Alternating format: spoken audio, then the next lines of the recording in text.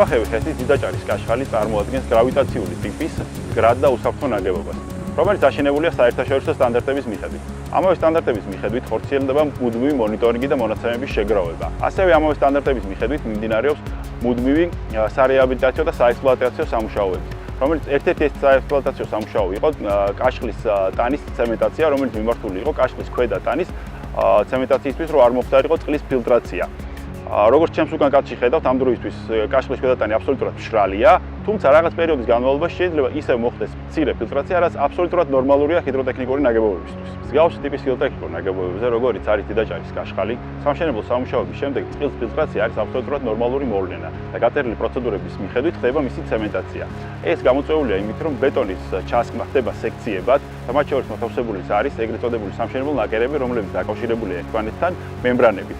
ხოლო შლის შეავსების შემდეგ ხდება მათი ცემენტაცია სხვადასხვა ქიმიური ხსნარებით, რომელიც დამოკიდებულია ბეტონის და წყლის ტიპზე.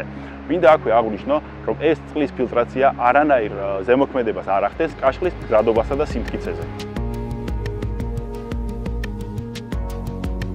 შუახევის ხესი ოპერირებაში შევიდა 2020 წლის იანვარში.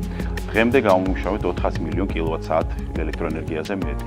ასევე აღსანიშნავია, რომ შუახევის ხესი არის დღეღამური რეგულირების ხესი, რომელსაც შეუძლია პიკური მოხმარების საათებში მიაწოდოს ელექტროენერგია ქვეყნის ენერგოსისტემას და აღმოფხვრას ის დეფიციტი.